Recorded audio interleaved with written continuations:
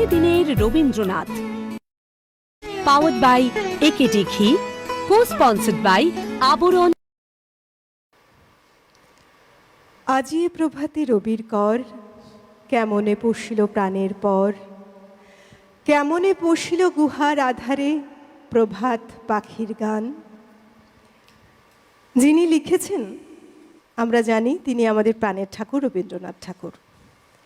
তার সৃষ্টি, তার কল্পনা, তার ভাবনা, তার মননশীলতা কিংবা দূরদর্শিতা সমস্তটাই কবি খুব সুন্দরভাবে উপস্থাপন করেছেন, ফুটিয়ে তুলেছেন তার লেখনীতে, যা আমাদের জীবনে প্রভাব ফেলেছে বারংবার। আজকে প্রতিদিনের রবীন্দ্রনাথ ঠাকুর নিয়ে আমরা যে ভাবনায়, তার ভাবনায়, মননে, চিন্তনে সমস্তটাকে অবলম্বন করে যে অনুষ্ঠান নিয়ে এগিয়ে চলি, তা আমাদের প্রতিদিনের রবীন্দ্রনাথ। প্রত্যেককে স্বাগত জানাই, সুপ্রভাত জানাই। গান এবং কবিতা এই নিয়ে আমরা এগিয়ে চলবো আজ। রবীন্দ্রনাথ ঠাকুরের যেমন গান রয়েছে যা আমাদের সমৃদ্ধ করেছে, তার সাথে যদি কবিতা, এই দুটো একসাথে মিলেমিশে যায়, মনে হয় খুব সুন্দরভাবে একটা অধ্যায় সম্পন্ন হয়।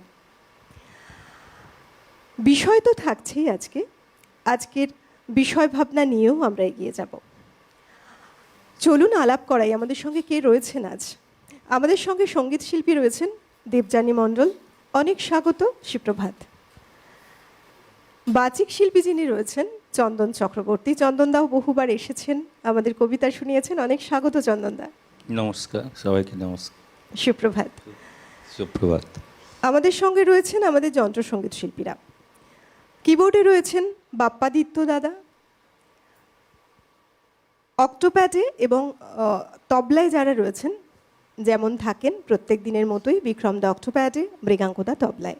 সবাইকে নিয়ে আমরা গান, কবিতা এবং বিষয় সমস্ত কিছু অবলম্বন করে এগিয়ে চলব। সুপ্রভাত এবং স্বাগত আমাদের সঙ্গে যারা এই মুহূর্তে জুড়ে, অল ওভার টেকনিক্যাল টিম আমাদের, শব্দ, আলো, ক্যামেরা, পিসিআর, এমসিআর, প্রত্যেককে সুপ্রভাত।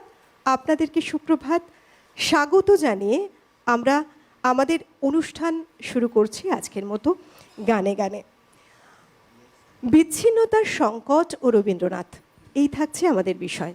চলুন প্রথমে গান দিয়ে আমাদের যাত্রাটা শুরু করি। আমি একটা পূজা পর্যায়ের গান দিয়ে শুরু করছি।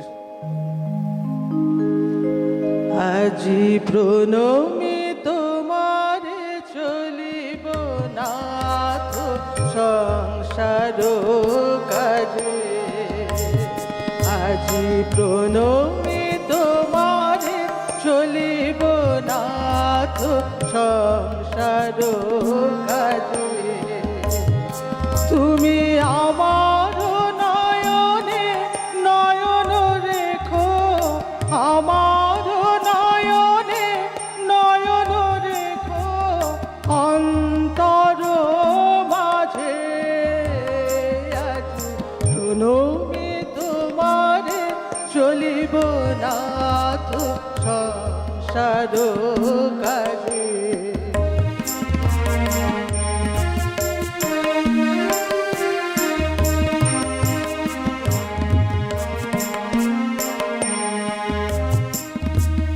হৃদয় দেবতা রয়েছ প্রাণে, কোন যেন তাহানি অত জানে। হৃদয় দেবতা রয়েছ প্রাণে, মন যেন তাহানি অত জানে।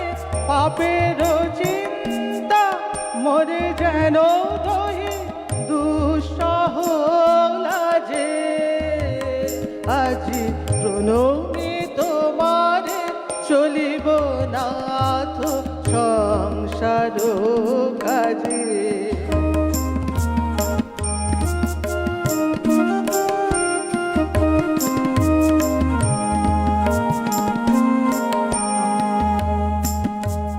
সব কল রবে সারা দিন মান, শুনি অনাদি সঙ্গীত গান।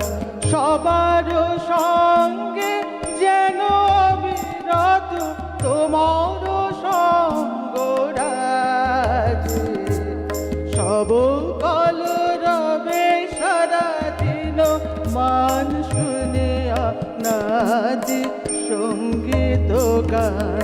নিমেষে নিমেষে নয়নে বচনে সকল কর্ম সকল মননে নিমেষে নিমেষে নয়নে বচনে সকল কর্মে সকল মননে সকল হৃদয় তন্ত্রে যেন মঙ্গল বাজে এই আজি প্রণমি তোমারে চলিব নাথ সংসার কাজে তুমি আমার নয়নে নয়ন রেখো আমার নয়নে নয়ন রেখো অন্তর মাঝে আজি প্রণমি তোমারে চলিব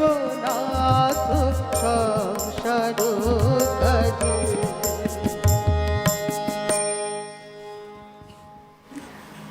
আমাদের সুন্দর একটা সকালের শুরু হলো।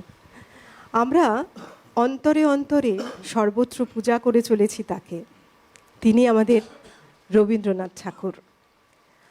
সর্বত্রই তার পদার্পণ, আমাদের জীবন জুড়ে যেন তারই বিচরণ। যখন বিচ্ছিন্নতাবাদ নিয়ে কথা বলি আমরা, এই যে বিচ্ছিন্নতার সংকট, কবি তার দূরদর্শী দিয়ে দেখেছিলেন, দূরদর্শিতা দিয়ে অনুভব করেছিলেন বহু আগে। বর্তমান আমাদের সমাজের প্রেক্ষিতে যেন সে কথাই উঠে আসে। বিচ্ছিন্নতাবাদকে কবি বলেছেন এক মারাত্মক ভয়াবহতা, এ বড়ই বিপজ্জনক। তার কারণ মানবতাকে ধ্বংস করে এই বিচ্ছিন্নতা। তিনি বিভাজন চাইতেন না, বরং তিনি চাইতেন মানুষের সাথে মানুষের একটা ভ্রাতৃত্বের বন্ধনে আবদ্ধতা আসুক, ঐক্য তৈরি হোক।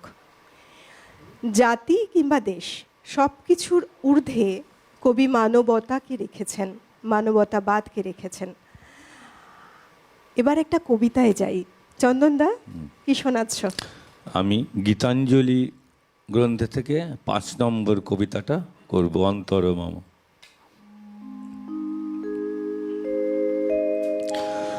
অন্তরমম বিকশিত কর অন্তরতর হে, নির্মল কর উজ্জ্বল কর সুন্দর কর হে, জাগ্রত কর উত্তত কর নির্ভয় কর হে, মঙ্গল কর নিরলস নিঃসংশয় কর হে, অন্তর মম বিকশিত কর অন্তরতর হে, যুক্ত কর হে সবার সঙ্গে মুক্ত কর হে বন্ধ, সঞ্চার কর সকল কর্মে শান্ত তোমার ছন্দ, চরণ পদ্মে মমচিত নিষ্পন্দিত কর হে, নন্দিত কর নন্দিত কর নন্দিত কর হে, অন্তর মম বিকশিত কর অন্তরতর হে। বাহ! কবি বারে বারে দেখো ডাক দিয়েছেন মানুষের অন্তরকে বিকশিত করার জন্য। অন্তর যদি বিকশিত না হয় তাহলে মানুষের মধ্যে এই মানবতা বোধও যদি বলি জাগবে কি করে, মানবতার ভাবনা জাগবে কি করে? যেখানে কবি বলেছেন যে জাতি, কোনো জাতি বা কোনো দেশ যদি মানবতাকে ছাপিয়ে যায় তাহলে তা চরম বিপদ ডেকে আনবে। আমি একটা ঘটনা বলবো। রবীন্দ্রনাথ কোনো একটা অনুষ্ঠানে গেছিলেন, ধর্মীয় অনুষ্ঠান, সেখানে প্রচুর খিচুড়ি রান্না হয়েছে গ্রামে গ্রামে। একটা মানে নিচু জাত, মানে ও তখন যে জাতিভেদ প্রথা ছিল সেই জন্য ওনার স্পর্শ লাগে সব ড্রাম খিচুড়ি ফেলে দিলেন কর্মকর্তা। কিন্তু তার কিছুক্ষণ পর দেখা গেল সেই মানে আবার যখন তৈরি হলো খিচুড়িগুলো, কুকুর ঘুরে বেড়া করছে ঘরের মধ্যে, কিন্তু কুকুরকে তাড়াচ্ছে না। মানুষ যেহেতু চুয়েছে সে সমস্ত খিচুড়ি ফেলে দিল। তখন রবীন্দ্রনাথ বলছে এই যদি আমাদের এত বিচ্ছিন্নতাবাদ থাকে, জাতিভেদ প্রথা মানুষে মানুষে মিলনে বাধা দেয়, তাহলে সেই জাত এগোবে কি করে? একেবারেই তাই। এবং আমাদের সমাজে আমরা যদি দেখি সেই পুরনো দিনের কথা, সেই সময় জাতিভেদ প্রথাটা এতই কঠোরভাবে ছিল, মানুষের মন, মানুষের প্রাণ সেই সময় সত্যিই তাই একটা সংকীর্ণ গণ্ডির মধ্যে আবদ্ধ হয়ে যেত। মানুষের মনুষ্যত্ববোধ তো দূরস্থ, মানুষ যে বাঁচার প্রেরণা সেটাও যেন পেতেন না। যেখানে অনেক ঘটনা আমরা এরকম জানি টুকটাক, যেগুলো আমাদের জীবনে ভীষণভাবে প্রভাব ফেলে। এই ধরুন জল আনতে যাওয়া, সেখানেও ছোট জাত কিংবা উঁচু জাত সেই বিষয়টাকে নিয়ে এতটা ভেদভাদ চলতো, যখন উচ্চ কোনো জাতি, কোনো ব্রাহ্মণ যাচ্ছেন কোনো সরোবর থেকে জল আনতে, নিচু জাতির সেখানে প্রবেশের কোনো অনুমতি নেই। এগুলো ঘটেছে বারবার। শুধু তাই কেন বলি, সমস্ত ক্ষেত্রে জাতিভেদের এতটাই কঠোরতা ছিল বলেই মানুষের মন বিকাশের কোনো জায়গা পায় না, পেতে পারে না। কবি উপলব্ধি করেছিলেন। আমরা গানে যাব আবার, কি গান শোনাবে? আমি প্রকৃতি পর্যায়ে হেমন্তকাল শেষ হয়ে শীতের আগমন, এই বসন্তকেও কিছুটা একটু ছোঁয়া দেয়। তো আমি প্রকৃতি পর্যায়ের একটা গান করছি। হেমন্তে কোন বসন্তের বাণী, হেমন্তে পূর্ণ শশী, ওই ওই ওই যে দিল পানি, হেমন্তে কোন বসন্তের বাণী, হেমন্তে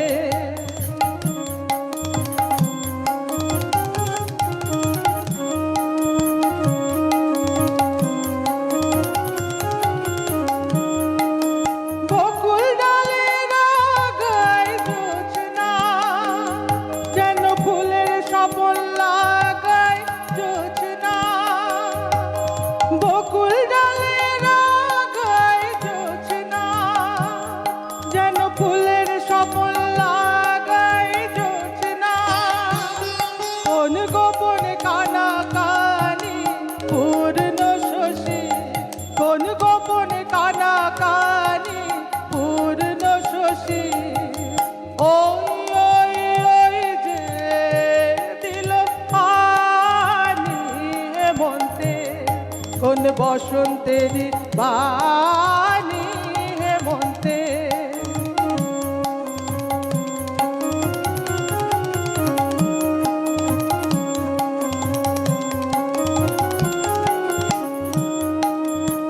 বেশ লাগে বনে শ্বেত করবি, অকাল জাগরণে বেশ লাগে বনে, ডাকছি থাকি থাকি ঘুমহারা, কোন নাম না জানা পাখি ঘুমহারা, ডাকছি থাকি থাকি ঘুমহারা, কোন নাম না জানা পাখি ঘুমহারা, কার মধুর স্মরণ খানি পূর্ণ শশী, কার মধুর স্মরণ খানি পূর্ণ শশী, ওই ওই ওই যে দিল পানি, হেমন্তে কোন বসন্তের বাণী, হেমন্তে পূর্ণ শশী, ওই ওই ওই যে দিল পানি, হেমন্তে কোন বসন্তের বাণী, হেমন্তে।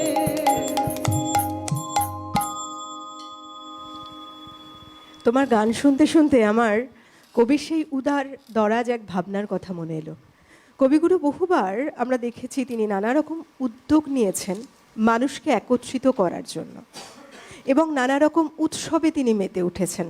বিভিন্ন রকম ঋতুর উৎসবই যদি বলি, তাও নতুন রূপ লাভ করেছে কবিগুরুর হাত ধরে।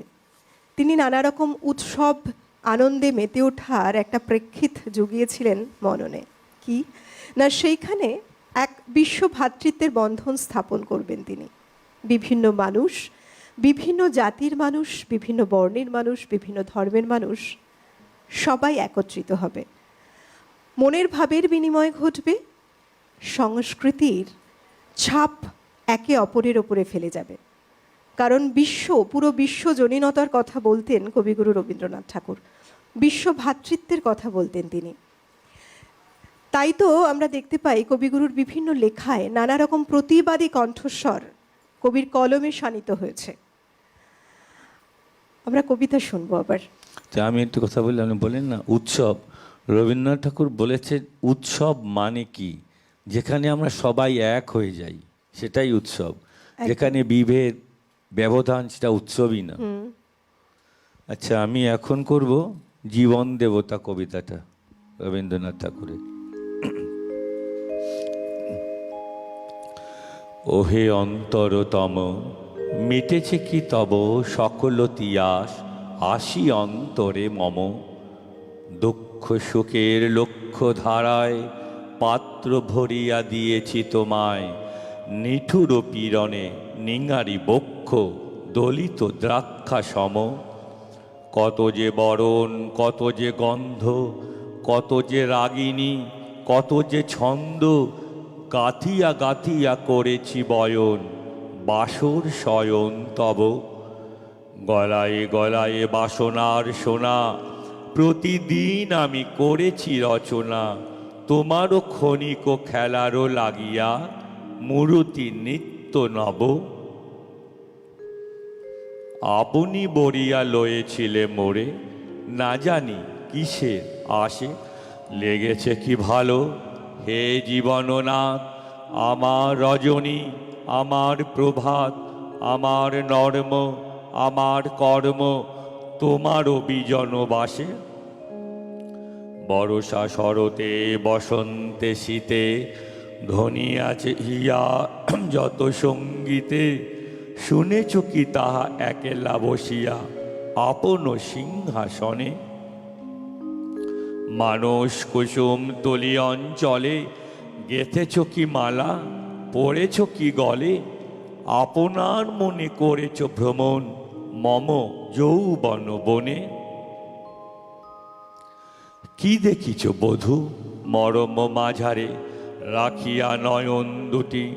করেছ কি ক্ষমা যতেক আমার, স্খলন পতন ত্রুটি। পূজাহীন দিন, সেবাহীন রাত, কতবার বার ফিরে গেছে নাথ। অর্ঘ্য কুসুম ঝরে পড়ে গেছে বিজন বিপিনে ফুটি। যে সুরে বাঁধিলে এ বিনাদ তার, নামিয়া নামিয়া গেছে বারবার। হে কবি, তোমারই রচিত রাগিনী আমি কি গাহিতে পারি। তোমার কাননে সেচি বারে গিয়া, ঘুমায়ে পড়েছি ছায়ায় পড়িয়া। সন্ধ্যাবেলায় নয়ন ভরিয়া, এনেছি অশ্রু বাড়ি। এখন কি শেষ হয়েছে প্রাণেশ, যা কিছু আছিল মোর। যত শোভা, যত গান, যত প্রাণ, জাগরণ ঘুমঘোর। শিথিল হয়েছে বাহুবন্ধন, মদিরাবিহীন মম চুম্বন। জীবন কুঞ্জে অভিসার নিশা, আজ কি হয়েছে ভোর। ভেঙে দাও তবে আজিকার সভা, আনো নবরূপ, আনো নব শোভা। নূতন করিয়া লহ আরবার, চির পুরাতন মোরে। নূতন বিবাহে বাঁধিবে আমায়, নবীন জীবন ডোরে।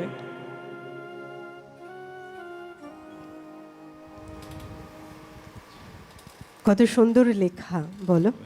এই কবিতা না রবীন্দ্রনাথ লিখেছিল। বলছে আমি যখন কবিতা লিখতে শুরু করি, কে জন্য আমাকে দিয়ে লেখায় আমি নিজেও জানি না। কি লিখবো না লিখবো আমি বুঝতে পারি না। কেউ আমাকে লেখায়, মানে ঈশ্বর।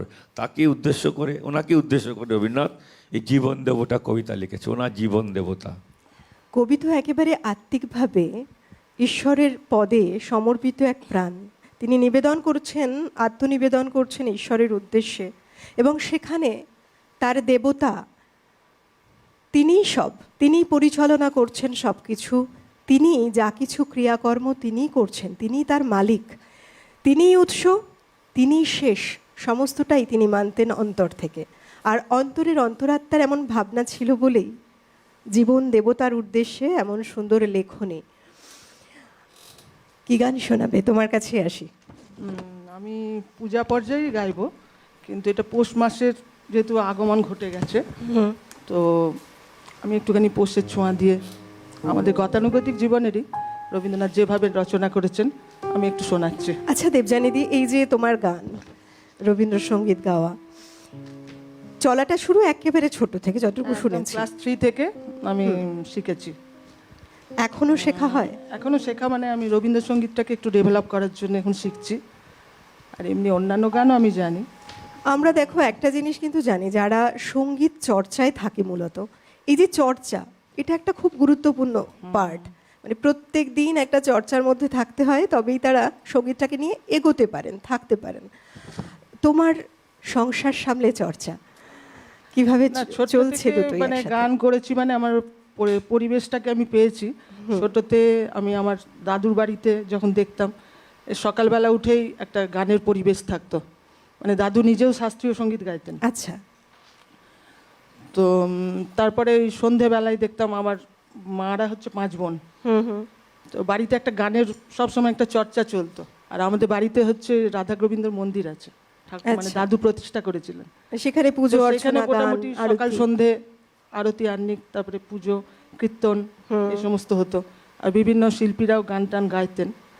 তো সেই থেকে একটা ছোটবেলা থেকে একটা গানের প্রতি ইয়ে ছিল। ঠিক, এটা কিন্তু হয়ে যায়। আর তারপরে আমার বাপের বাড়িতে আমার পিসি শিখতেন। আচ্ছা। তারপরে আমাদের বাড়িতেও মন্দির আছে, আমার ঠাকুরদাদা প্রতিষ্ঠা করেছিলেন। ওই তুমি তোমার রাধা গোবিন্দ। শ্বশুর বাড়িতে কি সেই পরিবেশ পেয়েছো এসে? হ্যাঁ, শ্বশুর বাড়িতে এসেও আমি সেই পরিবেশই পেয়েছি, কারণ আমার শাশুড়ি মাও গান জানতেন। আমার হাজব্যান্ড তিনিও ছোট থেকে তবলা শিখেছেন, মানে গানের একটা পরিবেশ ছিল। আমার ননদ তিনিও গান গাইতেন। না, এইটা একটা বড় ব্যাপার কিন্তু, জানো তো, সঙ্গীত চর্চাটাকে এগিয়ে নিয়ে যাওয়ার জন্য অনেকটা একটা পথ তৈরি করে দেয় এই পরিবেশগুলো। কি শোনাবে এখন?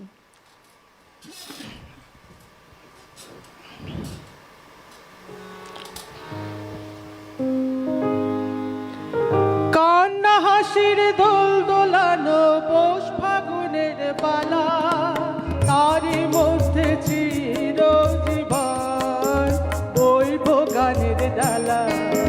কান্না হাসির দোল দোলানো পৌষ ফাগুনের পালা, তারই মধ্যে চিরজীবন বইব গানের ডালা।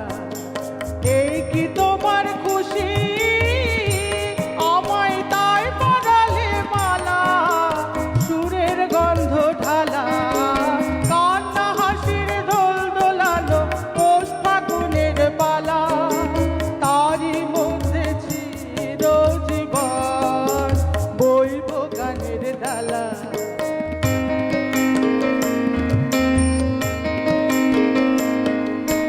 তাই কি আমার ঘুম ছুটেছে, বাদ টুটেছে মনে, খ্যাপা হাওয়ার ঢেউ উঠেছে চির ব্যথার বনে। তাই কি আমার ঘুম ছুটেছে, বাদ টুটেছে মনে, খ্যাপা হাওয়ার ঢেউ উঠেছে চির ব্যথার বনে। কাঁপে আমার দিবানিশার সকল আধার আলা। এই কি তোমার খুশি, আমায় তাই পরালে মালা, সুরের গন্ধ ঢালা। কান্না হাসির দোল দোলানো পৌষ ফাগুনের পালা, তারই মধ্যে চিরজীবন বইব গানের ডালা।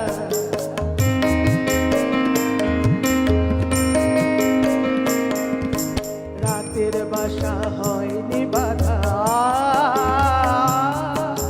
দিনের কাজের ত্রুটি, বিনা কাজের সেবার মাঝে পাইনি আমি ছুটি। রাতের বাসা হয়নি বাধা, দিনের কাজের ত্রুটি, বিনা কাজের সেবার মাঝে পাইনি আমি ছুটি।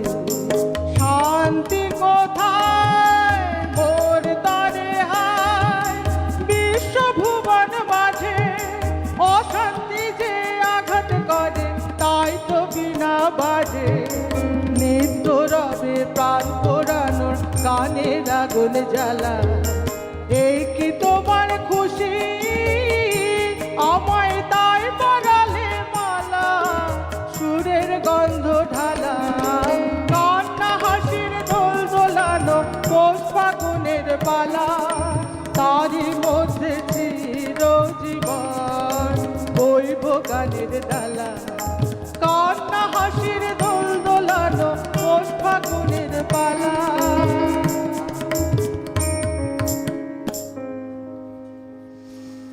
বাহ, নানান ভাবনা, নানান ছন্দ, নানান গান। এবার কি কবিতা শোনাচ্ছ চন্দনদা? এবার আমি শোনাবো কৃপণ।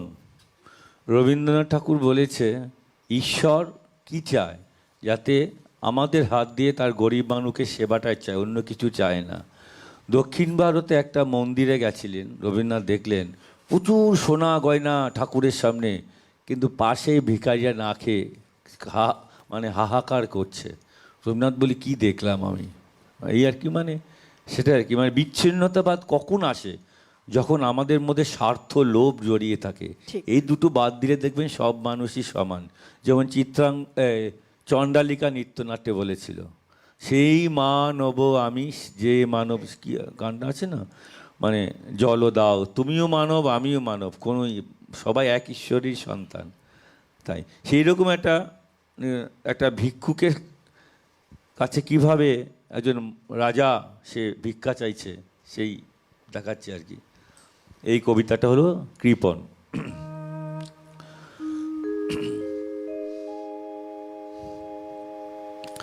আমি ভিক্ষা করে ফিরতেছিলাম গ্রামের পথে পথে, তুমি তখন চলেছিলে তোমার স্বর্ণ রথে। অপূর্ব এক স্বপ্ন সম লাগতেছিল চক্ষে মম, কি বিচিত্র শোভা তোমার, কি বিচিত্র সাজ। আমি মনে ভাবতেছিলাম, এ কোন মহারাজ। আজই শুভক্ষণে রাত পোহালো, ভেবেছিলেম তবে আজ আমারে দ্বারে দ্বারে ফিরতে নাহি হবে। বাহির হতে নাহি হতে কাহার দেখা পেলেম পথে, চলিতে রথ ধন ধান্য ছড়াবে দুই ধারে। মুঠা মুঠা কুড়িয়ে নেব, নেব ভারে ভারে। দেখি সহসা রথ থেমে গেল আমার কাছে এসে, আমার মুখ পানে চেয়ে নামলে তুমি হেসে। দেখে মুখের প্রসন্নতা জুড়িয়ে গেল সকল ব্যথা। হেন কালে কিসের লাগি তুমি অকস্মাৎ, আমায় কিছু দাও গো বলে বাড়িয়ে দিলে হাত। মরি, এ কি কথা রাজাধিরাজ, আমায় দাও গো কিছু। শুনে ক্ষণকালের তরে রইনু মাথা নিচু। তোমার কি বা অভাব আছে ভিখারি ভিক্ষুকের কাছে, এ কেবল কৌতুকের বসে আমায় প্রবঞ্চনা। ধুলি হতে দিলেম তুলে একটি ছোট কণা, যবে পাত্রকানি ঘরে এনে উজাড় করি। এ কি ভিক্ষা মাঝে একটি ছোট সোনার কণা দেখি। দিলেম যা রাজ ভিখেরিরে, স্বর্ণ হয়ে এলো ফিরে। তখন কাঁদি চোখের জলে দুটি নয়ন ভরে, তোমায় কেন দিইনি আমার সকল শূন্য করে।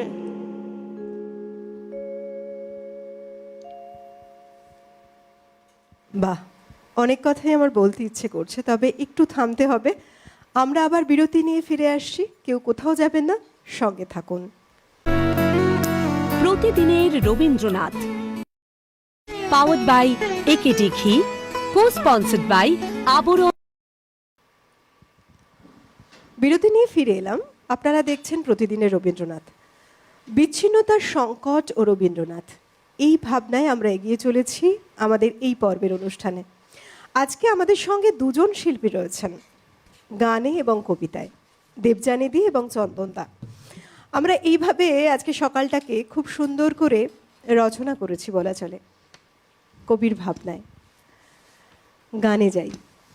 কি গান শোনাচ্ছ? আমি প্রেম পর্যায়ের কীর্তনাঙ্গের একটা গান করছি।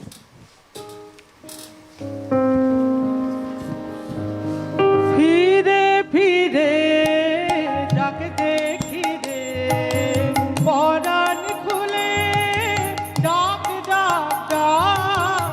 ফিরে ফিরে যাকে দেখি রে, পরাণ খুলে ডাক ডাক ডাক। ফিরে ফিরে দেখবো কেমন রয় সে ভুলে, দেখবো কেমন রয় সে ভুলে। ডাক ডাক ডাক ফিরে ফিরে ডাক দেখি রে, পরাণ খুলে ডাক ডাক ডাক। ফিরে ফিরে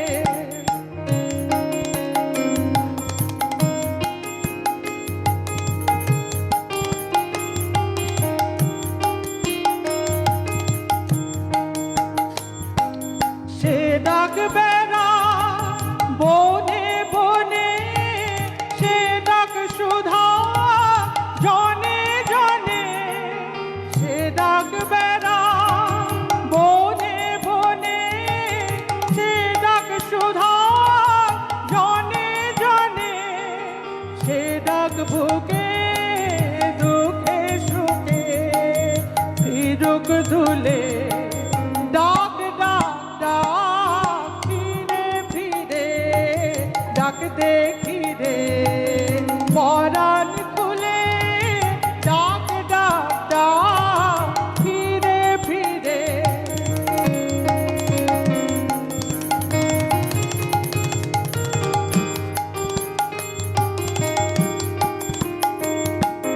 সাজ সকালে রাত্রি বেলায় ক্ষণে ক্ষণে একলা বসে ডাক ডাক দেখি তাই মনে মনে। সাজ সকালে রাত্রি বেলায় ক্ষণে ক্ষণে একলা বসে ডাক ডাক দেখি তাই মনে মনে। নয়ন তরি ডাকুক তারে, শ্রবণ রহু পথের ধারে। নয়ন তরি ডাকুক তারে, শ্রবণ রহু পথের ধারে। থাক না সে গলায় গাথা মালার ফুলে। ডাক ডাক ডাক ফিরে ফিরে ডাক দেখি রে, পরাণ খুলে ডাক ডাক ডাক। ফিরে ফিরে দেখবো কেমন রয় সে ভুলে, দেখবো কেমন রয় সে ভুলে। ডাক ডাক ডাক ফিরে ফিরে ডাক দেখি রে, পরাণ খুলে ডাক ডাক ডাক। ফিরে ফিরে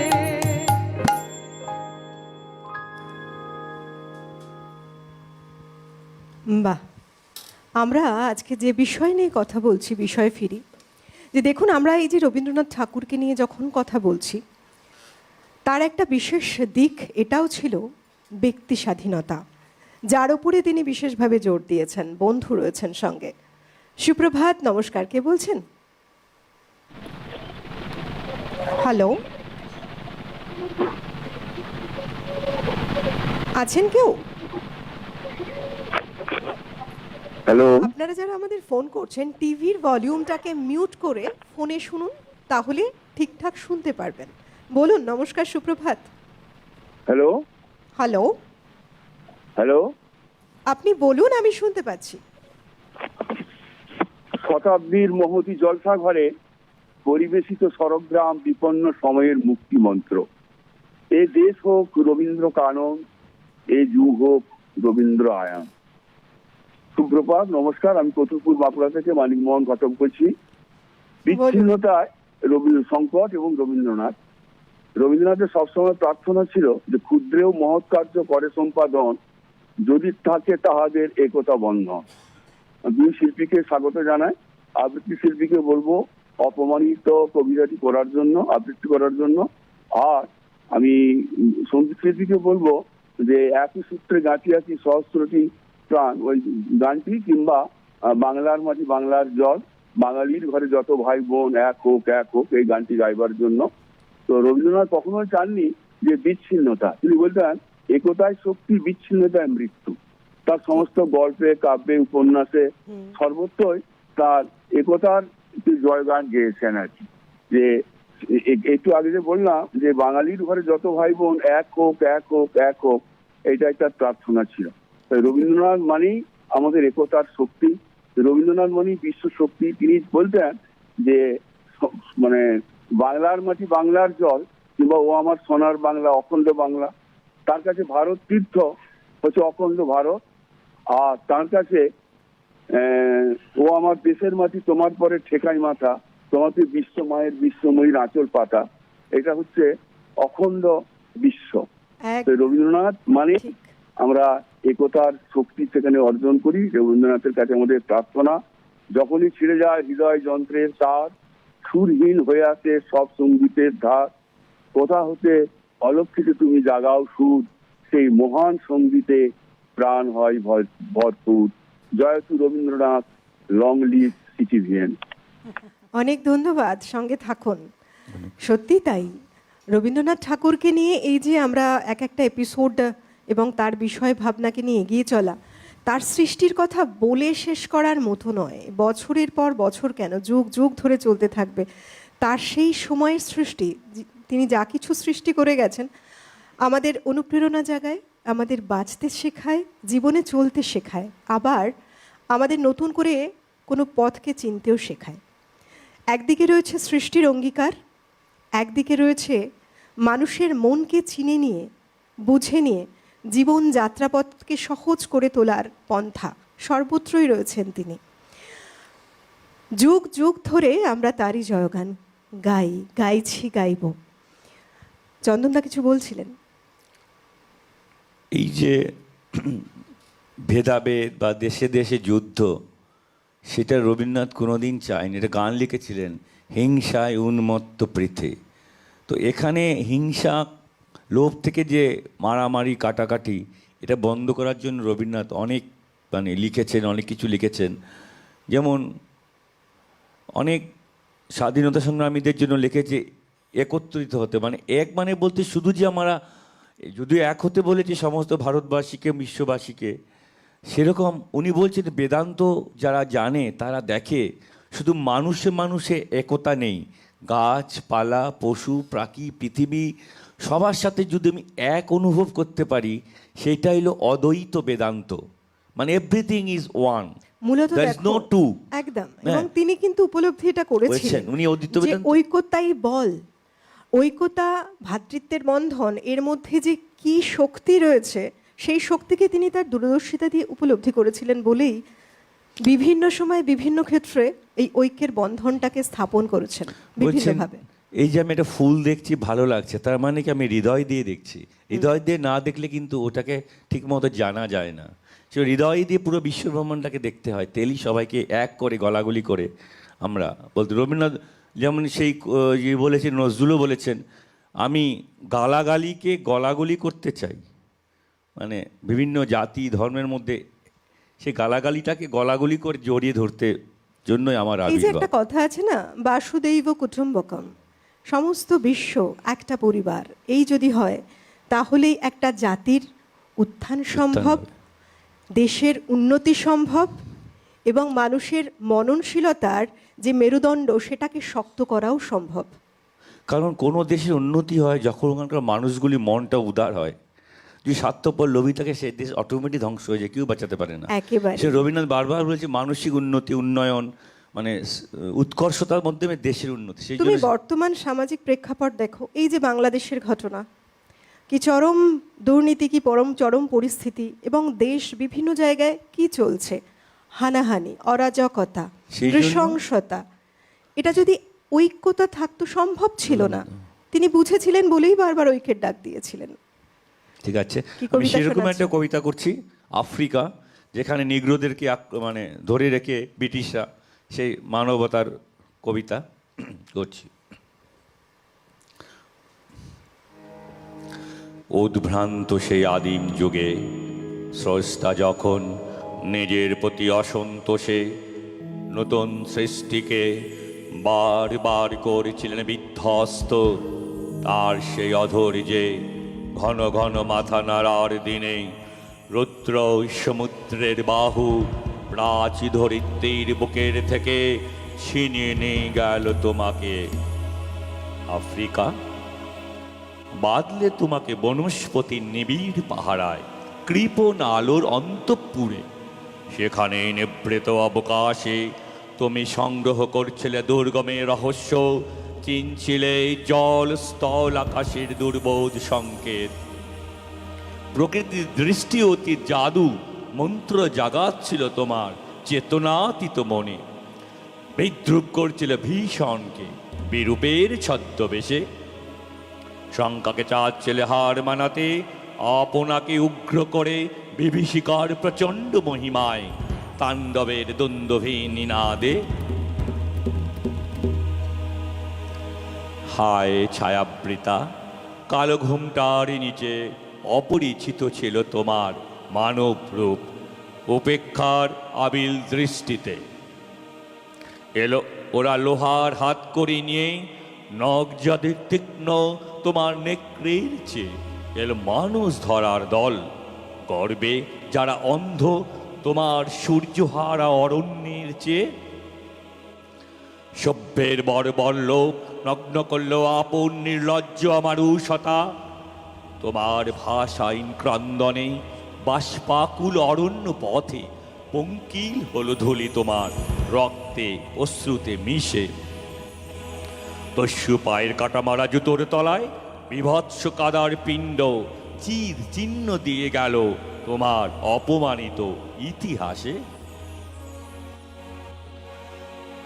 সমুদ্র পাড়ে সেই মুহূর্তে তাদের পাড়ায় পাড়ায় মন্দিরে বাজছিল পূজার ঘণ্টা, সকালে সন্ধ্যায় দয়াময় দেবতার নামে।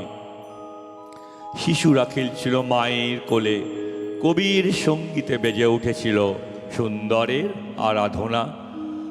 আজ যখন পশ্চিমী দিগন্তে প্রদোষকাল ঝঞ্ঝা বাতাসের ঊর্ধ্বশ্বাস, যখন গুপ্ত গহ্বর থেকে পশুরা বেরিয়ে এলো, অশুভ ধ্বনিতে ঘোষণা করল দিনের অন্তিম কাল। এসো যুগান্তের কবি, আসন্ন সন্ধ্যার শেষ রশ্মিপাতে দাঁড়াও ওই মানহারা মানবীর দ্বারে, বলো ক্ষমা করো হিংস্র প্রলাপের মধ্যে, সেই হোক তোমার সভ্যতার শেষ পুণ্যবাণী। আমার মনে হয় এই কবিতা বলো, গানগুলো বলো এত সুন্দর এই কারণেই প্রত্যেকটা লাইনে কত সুন্দর করে শিক্ষা দিয়ে গেছেন, বুঝিয়ে গেছেন মানুষকে, সমস্তটাই।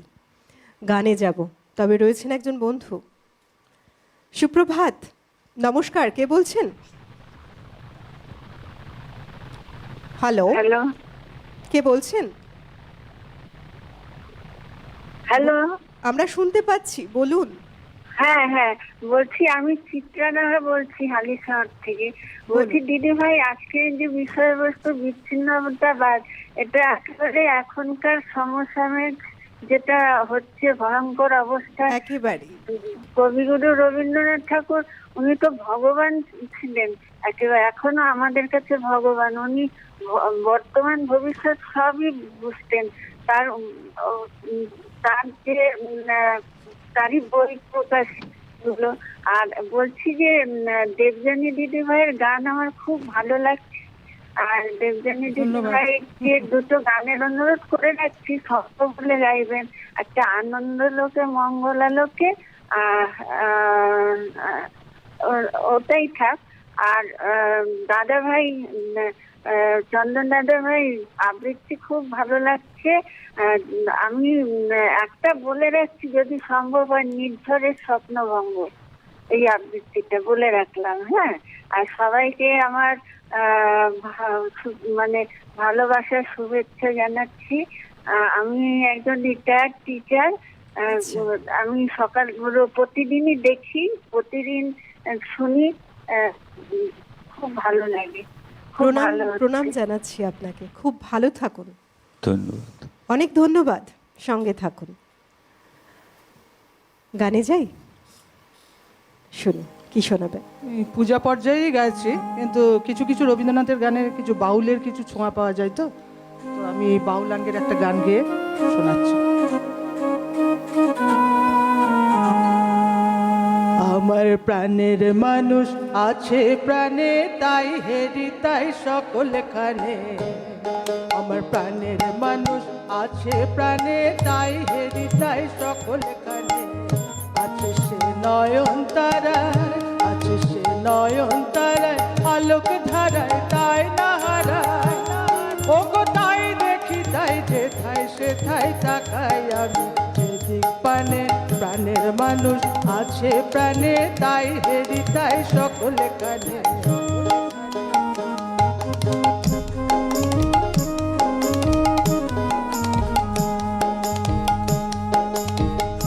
আমি তার মুখের কথা শুনবো বলে গেলাম কোথায়, আমি তার মুখের কথা শুনবো বলে গেলাম কোথায়। শোনা হলো না, হলো না, আজ ফিরে এসে নিজের দেশে, ফিরে এসে নিজের দেশে এই যে শুনি, শুনি তাহার বাণী আপন গানে। প্রাণের মানুষ আছে প্রাণে, তাই হেরি তাই সকলখানে।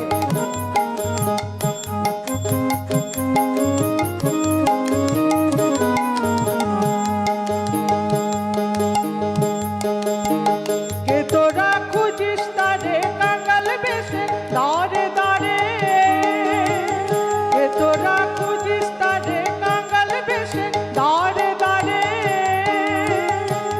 দেখ মেলে না, মেলে না, ও তোরা হায় রে দে দেখ রেছে, হায় রে দে দেখ রেছে আমার বুকে। ওরে দেখ রে আমার দুই নয়নে, প্রাণের মানুষ আছে প্রাণে, তাই হেরি তাই সকলখানে।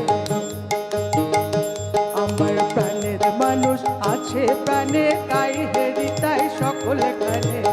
আছে সে নয়ন তারায়, আছে সে নয়ন তারায়, আলোক ধারায় তাই না হারায়। ও গো তাই দেখি তাই যেথায় সেথায় তাকাই আমি, যেদিক পানে প্রাণের মানুষ আছে প্রাণে, তাই হেরি তাই সকলখানে। আমার প্রাণের মানুষ আছে প্রাণে, তাই হেরি তাই সকলখানে। আমার এই গানটা শুনতে শুনতে মূলত মনে হচ্ছিল, জানো তো, যে প্রাণের মানুষ আমাদের কিন্তু রবীন্দ্রনাথ ঠাকুর। আর সত্যি বলতে আমরা সর্বত্রই তাকে দেখতে পাই তার সৃষ্টির মধ্যে দিয়ে।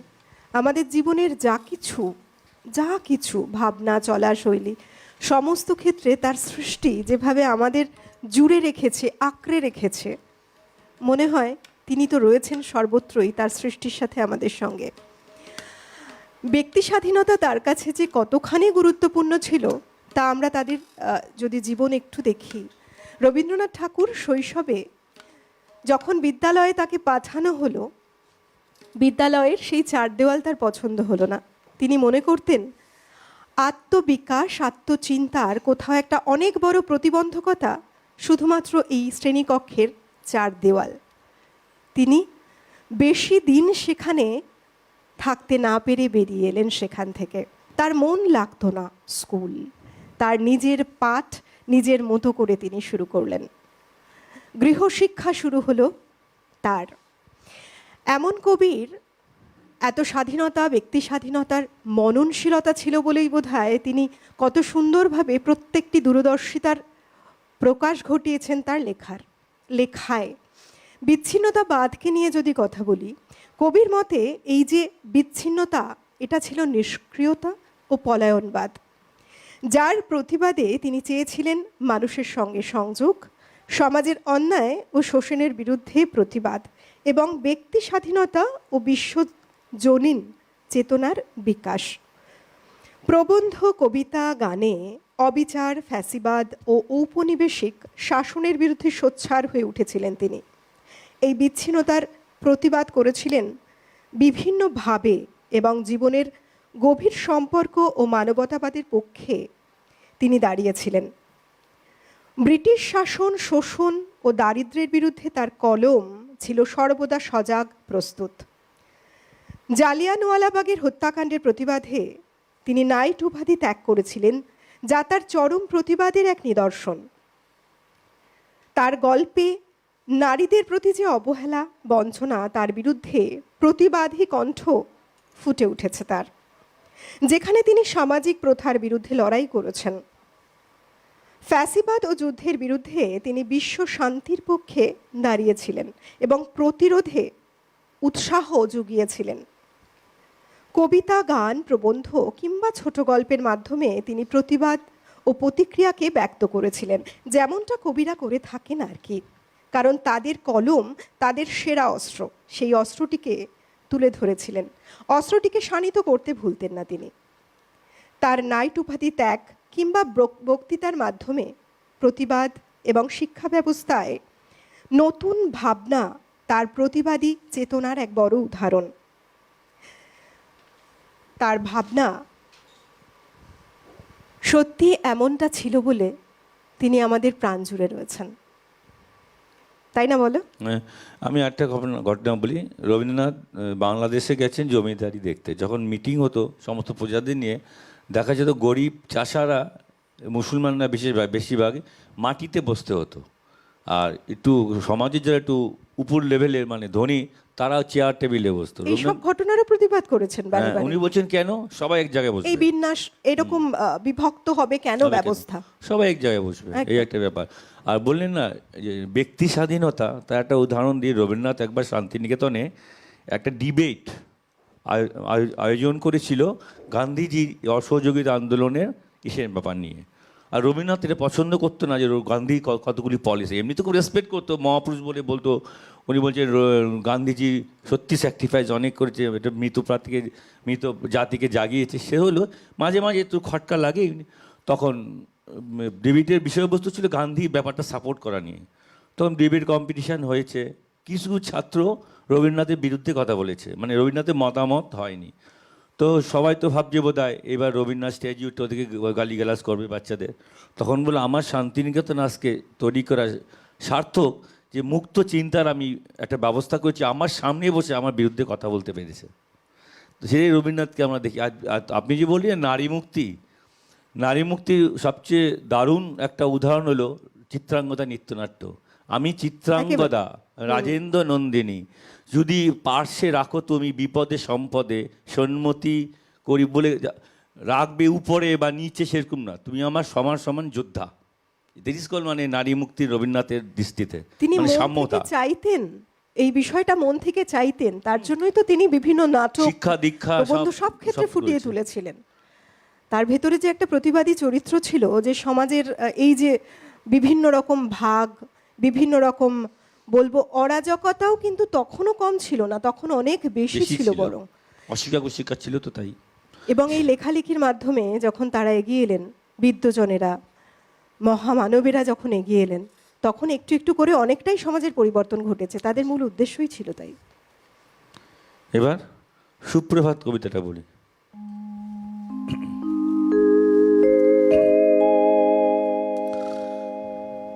রুদ্র তোমা দারুণ দীপ্তি এসেছে দুয়ার ভেদিয়া, বক্ষে বেজেছে বিদ্যুৎবান স্বপ্নের জাল ছেদিয়া। ভাবিতেছিলাম উঠি কি না উঠি, অন্ধ তামস গেছে কিনা ছুটি, রুদ্ধ নয়ন মেলি কিনা মেলি, তন্দ্রা জড়ি মামাজিয়া। এমন সময়ে ঈশান তোমার বিষাণ উঠিছে বাজিয়া, বাজেরে গরজি বাজেরে, দগ্ধ মেঘের রন্ধ্রে রন্ধ্রে, দীপ্ত গগন মাঝেরে, চমকি জাগিয়া পূর্ব ভুবন, রক্ত বদন লাজেরে। ভৈরব তুমি কি বেশে এসেছ? ললাটে ফুসিছে নাগিনী, রুদ্রবীণায় এই কি বাজিল? সুপ্রভাতের রাগিনী, মুগ্ধ কোকিল কই ডাকে ডালে, কই ফুটে ফুল বনের আড়ালে। বহুকাল পরে হঠাৎ যেন রে অমানিসা গেল ফাটিয়া। তোমার খড়গ আধার মহিষে দুখানা করিল কাটিয়া। ব্যথায় ভুবন ভরিছে, ঝড়ো ঝড়ো করি রক্ত আলোক গগনে গগনে ঝরিছে। কেহু বা জাগিয়া উঠিছে কাঁপিয়া, কেহু বা স্বপনে ডরিছে। তোমার শ্মশান কিঙ্কর দল দীর্ঘ নিশায় ভুকারি, শুষ্ক অধর লেহিয়া লেহিয়া উঠিছে ফুকারি ফুকারি। অতিথি তারা যে আমাদের ঘরে করিছে নৃত্য প্রাঙ্গণ পরে। হলো কলো দারোগ গৃহস্থ, থেকো না লুকায়ে। যার যাহা আছে আনো বহি আনো, সব দিতে হবে চুকায়ে।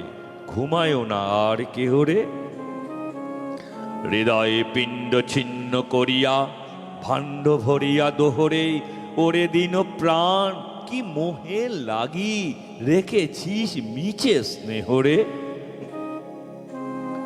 উদয়ের পথে শনিকার বাণী, ভয় নাই ওরে ভয় নাই, নিঃশেষে প্রাণ যে করিবে দান। ক্ষয় নাই তার ক্ষয় নাই। হে রুদ্র, তব সঙ্গীত আমি কেমনে গাহিব কহি দাও স্বামী। মরণ নৃত্যে ছন্দ মিলায়ে হৃদয় ডুমুরু বাজাবো। ভীষণ দুঃখে ডালি ভরে লয়ে তোমার অর্ঘ্য সাজাবো। এসেছে প্রভাত, এসেছে তিমিরান্তক শিবশঙ্কর। কি অট্টহাস এসেছে, যে জাগিল তা চিত্ত আজিকে ভীম আনন্দে সপেছে। জীবন সপিয়া জীবনেশ্বর পেতে হবে তব পরিচয়। তোমার ডঙ্কা হবে যে বাজাতে সকল শঙ্কা করি জয়। ভালোই হয়েছে ঝঞ্ঝার বায়ে, প্রলয়ের জটা পড়েছে ছড়ায়ে। ভালোই হয়েছে প্রভাত এসেছে মেঘের সিংহ বাহনে। মিলন যজ্ঞে অগ্নি জ্বালাবে বজ্র শিকার দাহনে। তিমির রাত্রি পোহায়ে মহাসম্পদ তোমারে লোভিব। সব সম্পদ খোয়ায়ে মৃত্যুরে লাভ অমৃত করিয়া, তোমারও চরণ ছোঁয়ায়ে।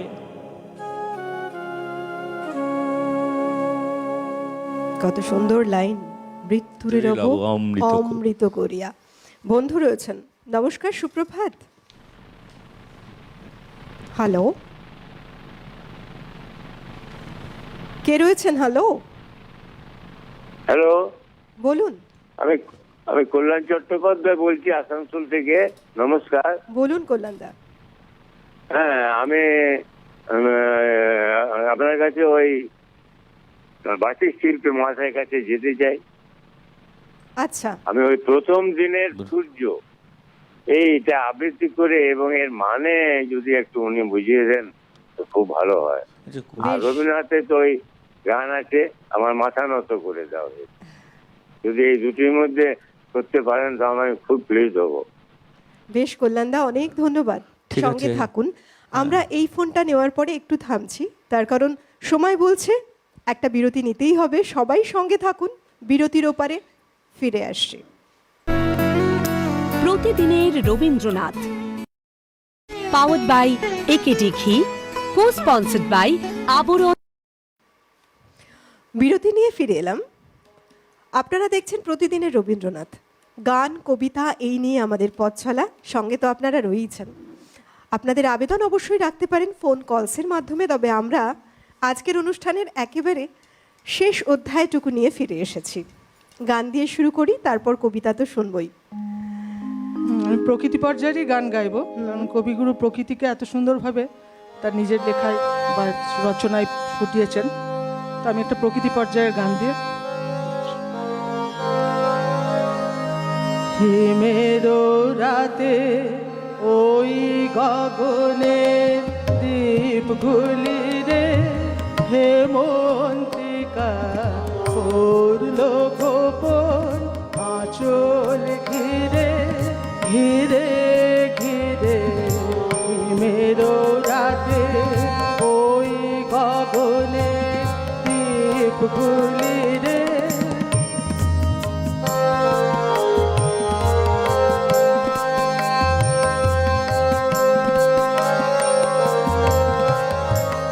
ঘরে ঘরে ডাক পাঠালো দীপালিকায়, জ্বালাও আলো জ্বালাও আলো আপন আলো, জ্বালাও আলো চরিত্রে মেরো রাতে ওই গগনে দ্বীপগুলি রে।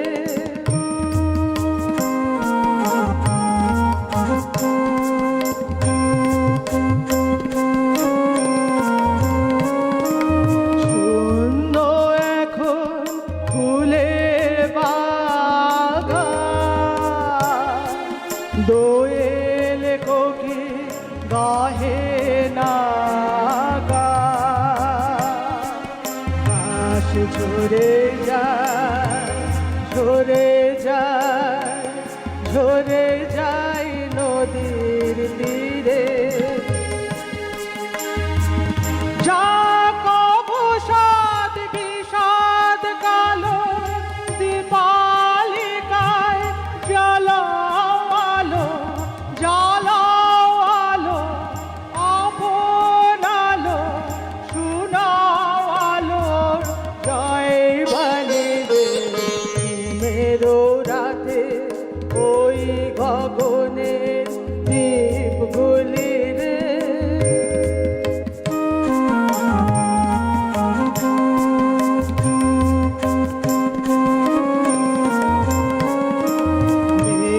তারা আছে যে জাগো, ধরার ছেলে মেয়ে জাগো, আলোয় জাগা জামিনী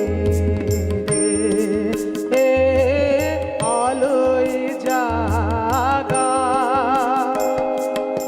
এলো আধার দিন ফুরালো দীপালিকা, জ্বালাও আলো জ্বালাও আলো আপন আলো, জয় করো এই তামসী রে।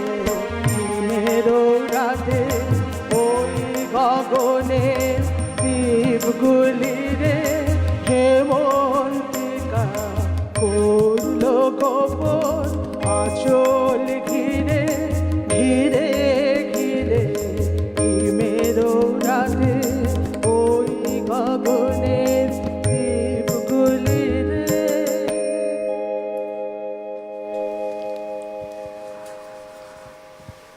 কবিগুরুর এই সৃষ্টিগুলো আমাদের মনকে যেমন মুগ্ধ করে, মনোরম এক পরিবেশ তৈরি করে, পাশাপাশি মনে করিয়ে দেয় আমাদের বিষয় ভাবনা যদি বলি সেখানে তাকে।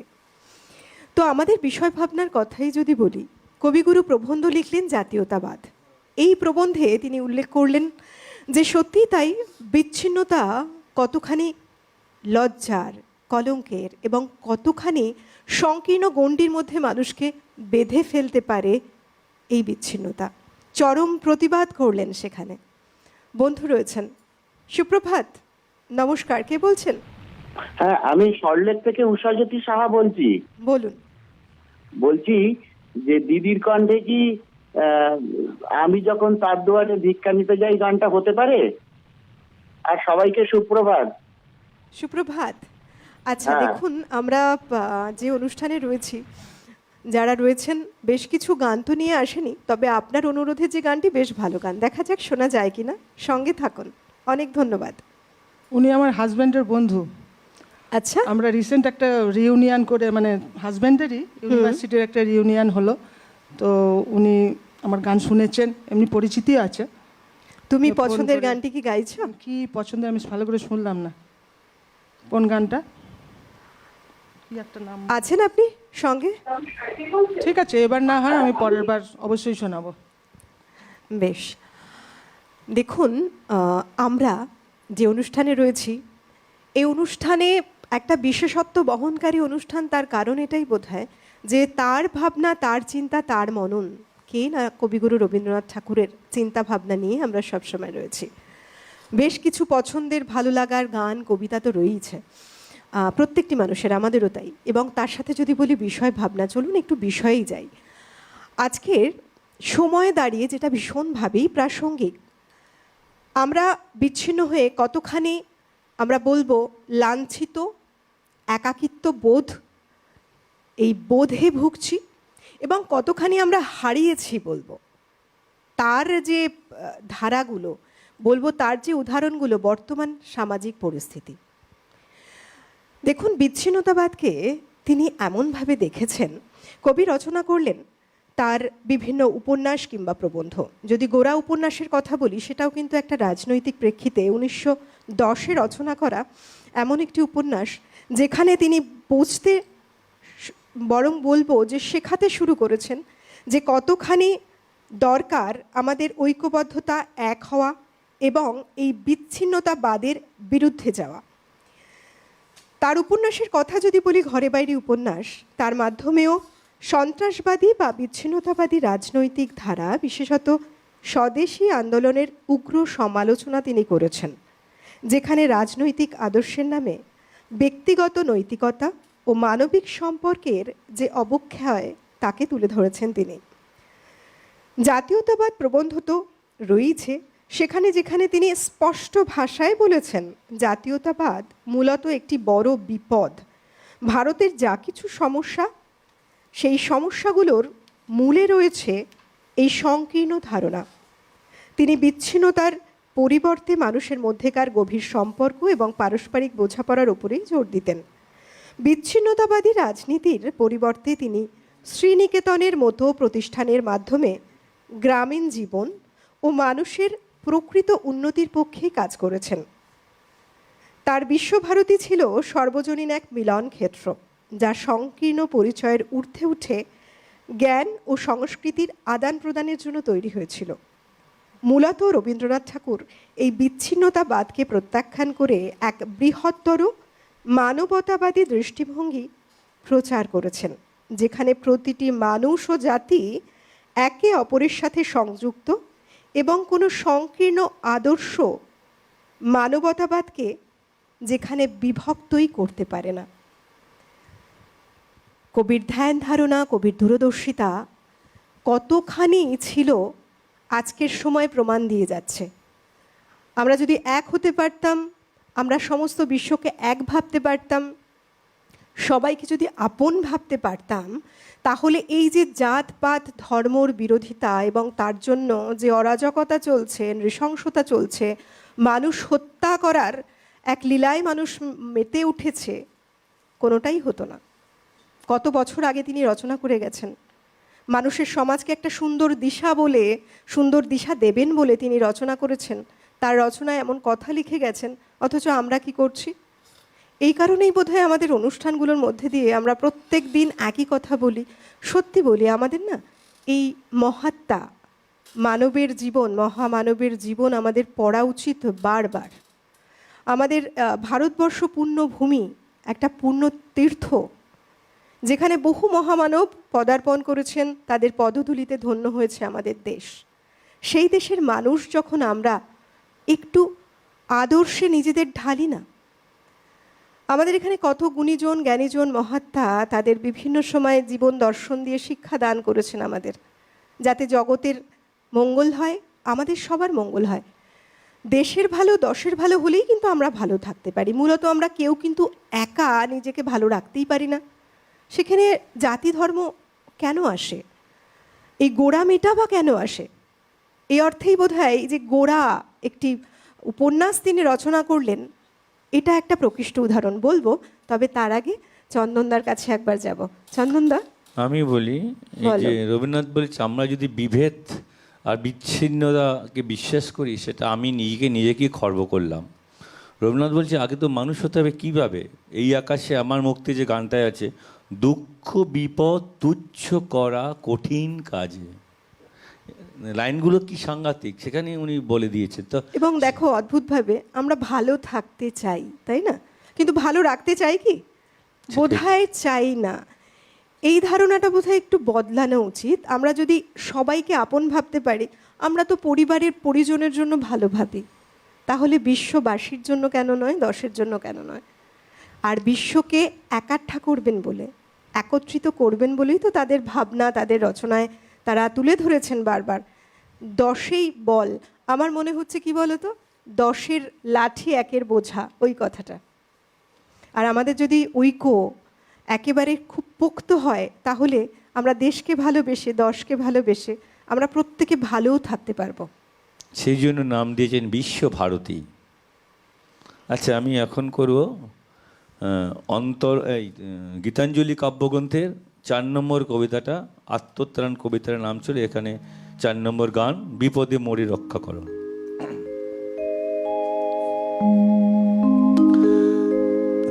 বিপদে মোরে রক্ষা করো, এ নহে মোর প্রার্থনা। বিপদে আমি না যেন করি ভয়, দুঃখ তাপে ব্যথিত চিতে নাই বা দিলে সান্ত্বনা। দুঃখে যেন করিতে পারি জয়, সহায় মোর না যদি জুটে, নিজের বর না যেন টুটে। সংসারেতে ঘটিলে ক্ষতি, লোভিলে শুধু বঞ্চনা। নিজের মনে না যেন মানি ক্ষয়, আমারে তুমি করিবে ত্রাণ। এ নহে মোর প্রার্থনা, তরিতে পারি শকতি যেন রয়। আমার ভার লাঘব করে নাই বা দিলে সান্ত্বনা। বহিতে পারি এমনই যেন হয়, নম্র শিরে সুখের দিনে তোমারই মুখ লইব চিনে। দুঃখের রাতে নিখিল ধরা যেদিন করে বঞ্চনা, তোমারে যেন না করি সংশয়। বাহ, এবার আবার গানে যাব। কি শোনাবে?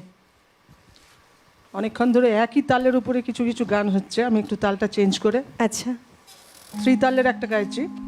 আর এই ইয়েতে কবিগুরু অনেক কিছু গানে দেখা যায় পূজা আর প্রেমকে এমনভাবে একত্র করে দিয়েছে। তো আমি দাঁড়িয়ে আছো তুমি আমার গানটা গাইছি। চলো। দাঁড়িয়ে আছো তুমি আমার গানের পারে, আমার সুরগুলি পাই চরণ, আমি পাইনে তোমারে। দাঁড়িয়ে আছো তুমি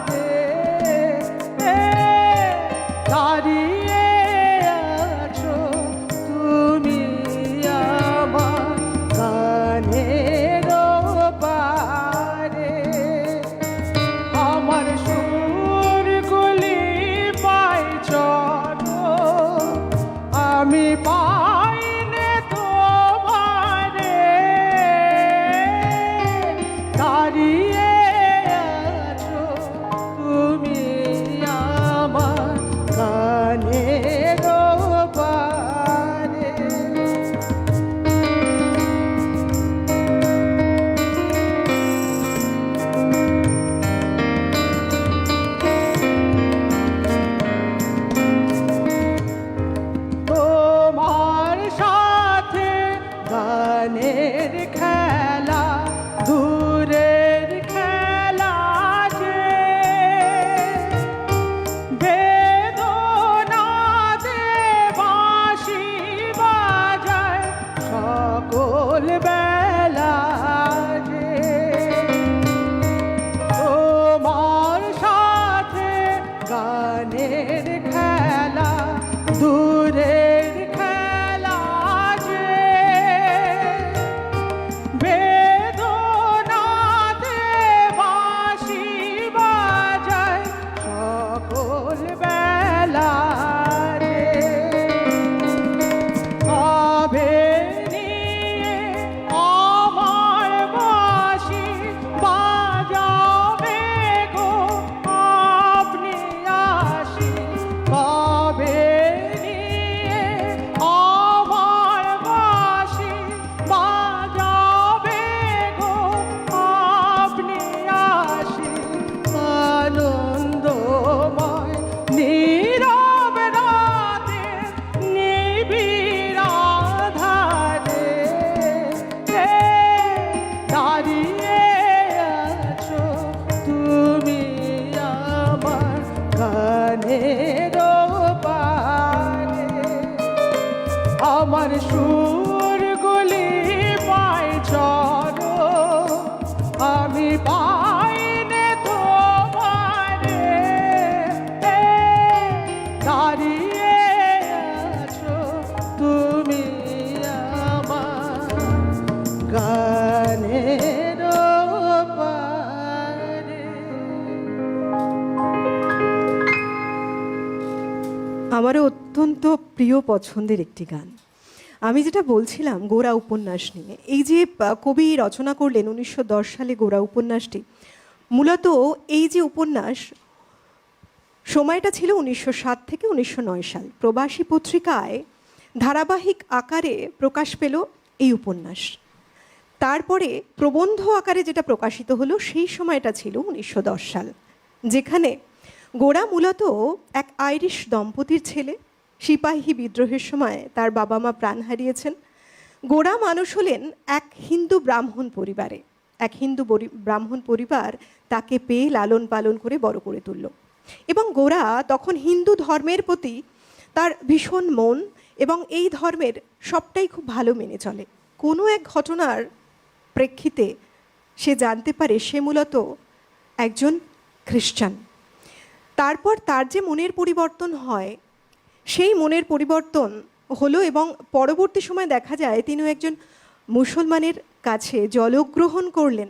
সেই সময়ের জাতপাত পরিবেশ পরিস্থিতির ঊর্ধ্বে গিয়ে ধর্ম মত জাতি সমস্ত কিছু নির্বিশেষে মূলত গোরা মানুষকে মানুষ হিসেবে বিবেচিত করলো, এবং মানুষকে সেই তার যোগ্য সম্মান দিল, এবং তিনি বোঝালেন মানুষই সবার উপরে, মানুষই সবার শ্রেষ্ঠ। এটাই তার বড় ধর্ম, কি না মানব ধর্ম।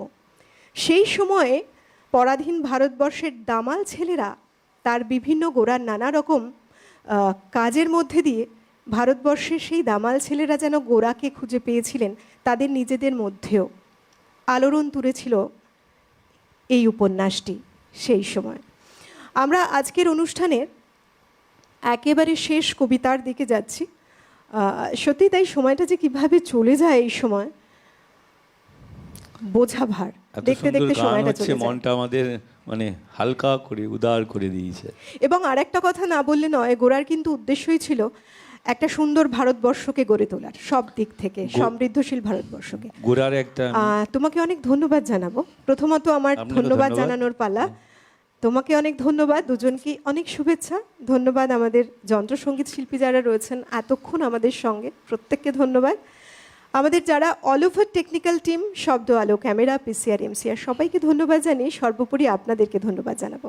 আপনারা ভালোবেসে আমাদের সঙ্গে এতক্ষণ জুড়ে থাকেন বলেই আমাদের প্রত্যেকটি পর্ব এত সুন্দরভাবে সেজে ওঠে। খুব ভালো থাকুন প্রত্যেকে। আজকের অনুষ্ঠানের শেষ কবিতা দিয়ে আমি অলকানন্দা বিদায় নিচ্ছি। আমি প্রথমে অলকাদিকে আমার শ্রদ্ধা শুভেচ্ছা জানাই, দেবযানীদিকে আমার শ্রদ্ধা শুভেচ্ছা জানাই, বাপ্পাদা, মৃগাঙ্কদা এবং বিক্রমদাকে এবং সমস্ত ক্যামেরাম্যান, ইলেকট্রিশিয়ান, পিসিআর এমসিআর এবং সাউন্ডম্যানকে আমার শুভেচ্ছা জানাই। এবং সমস্ত দর্শককে আমার শুভেচ্ছা জানিয়ে আমি এখন মৃত্যুঞ্জয় কবিতাটা করব। আচ্ছা অলকাজি, তুমি বলছি না গোরা উপন্যাসের একটা ঘটনা আমি বলি। গোরা এক জায়গায় ভারতের স্বাধীনতা সংগ্রাম, আমাদের চন্দন দাস সময়টা নেই, অনেক ঠিক আছে, সীমিত, আমরা ঠিক আছে। কবিতায় যাই সরাসরি। আমার ডাইরেক্ট কবিতা, আচ্ছা আমি এখন করব মৃত্যুঞ্জয়। এটা হলো একটা বীর যে মানুষ হয়েছে, বা রবীন্দ্রনাথের মতো একজন মানুষের মৃত্যুকে কত তুচ্ছ মনে করে সেই কবিতা দিয়েই লিখেছেন। তার এইটাই রবীন্দ্রনাথ ঠাকুরের রস। তুমি মৃত্যুর চেয়ে বড় নও, আমি মৃত্যু চাই, আমি মৃত্যু চেয়ে তোমার থেকে বড়, এই কবিতার বিষয়বস্তু। শুরু করছি। মৃত্যুঞ্জয়। দূর হতে ভেবেছিল মনে, দুর্জয় নির্দয় তুমি, কাপে পৃথ্বী তোমার শাসনে, তুমি বিভীষিকা। দুঃখীর বিদীর্ণ বক্ষে জলে তব লেলিহান শিখা। দক্ষিণ হাতের শৈল উঠেছে ঝড়ের মেঘ পানে, সেটা হতে বজ্র টেনে আনে। ভয়ে ভয়ে এসেছিল দুরু দুরু বুকে তোমার সম্মুখে, তোমার ভ্রুকটি ভঙ্গে তরঙ্গিল আসন্ন উৎপাত, নামিল আঘাত। পাজর উঠিল কেঁপে, বক্ষে হাত চেপে শুধালেম, আরো কিছু আছে নাকি? আছে বাকি, শেষ বজ্রপাত, নামিল আঘাত।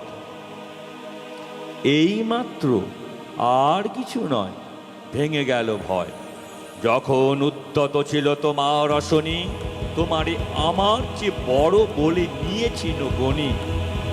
তোমার আঘাত সাথে নেমে এলে তুমি, যেথা মোর আপনার ভূমি। ছোট হয়ে গেছো আজ, যত বড় হও তুমি তো মৃত্যুর চেয়ে বড় নও।